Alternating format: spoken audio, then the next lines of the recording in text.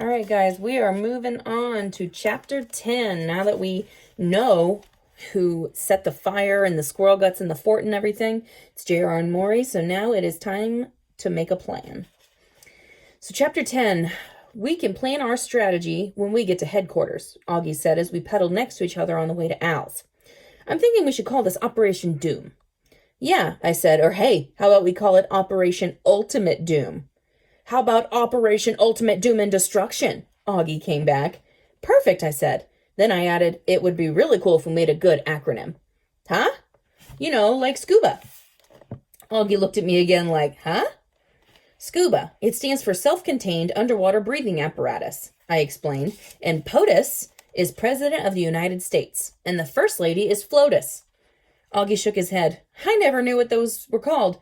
So you mean like SOS is one of those? An acronym, yeah. But ours would be, I spelled it out, OUDAD.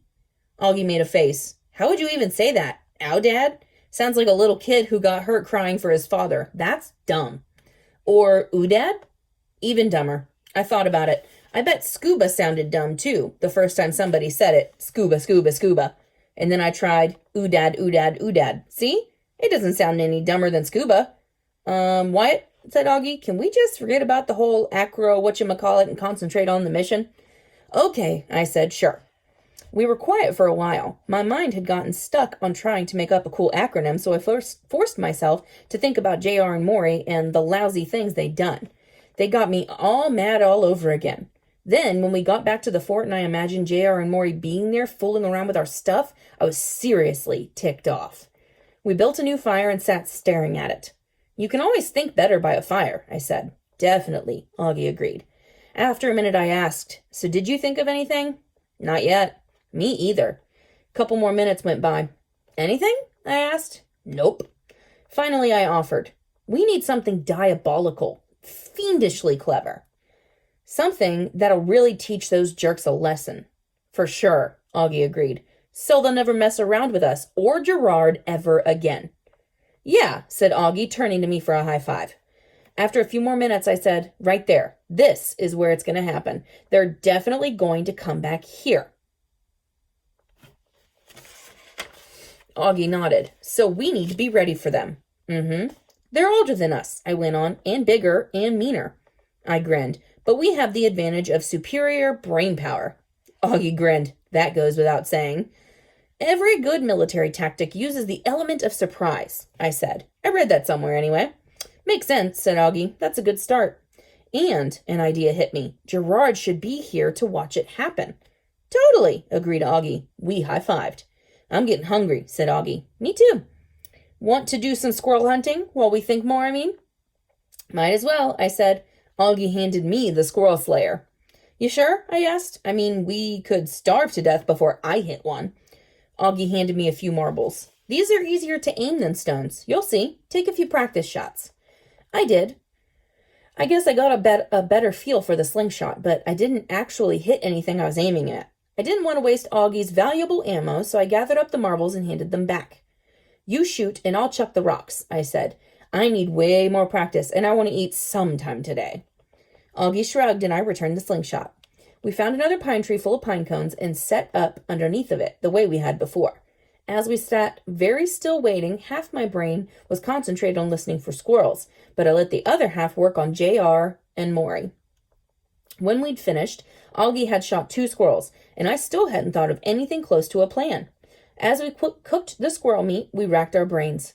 I keep coming up against the same problem, I complained. What's that? Said Augie. We don't know when JR and Maury will be back. Like, if they came right now, what will we do? Pelt them with hunks of squirrel?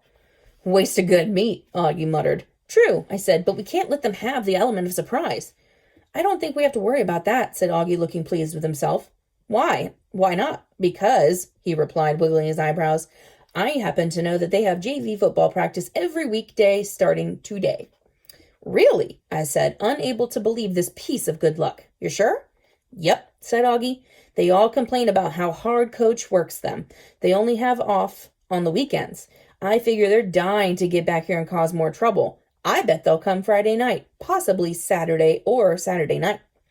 Well, that's great, except for one thing, I said. We won't be here Saturday.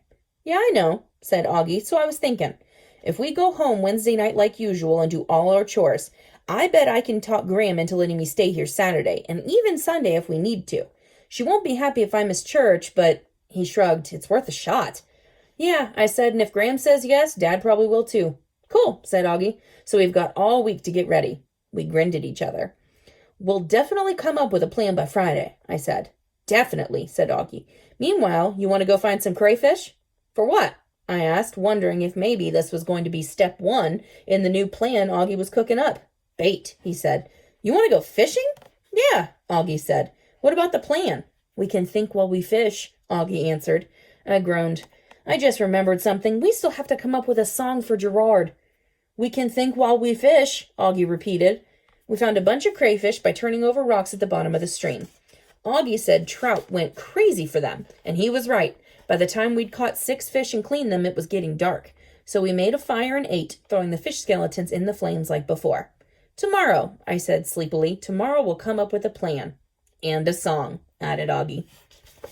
Alrighty, that's it for chapter 10. Bye, guys.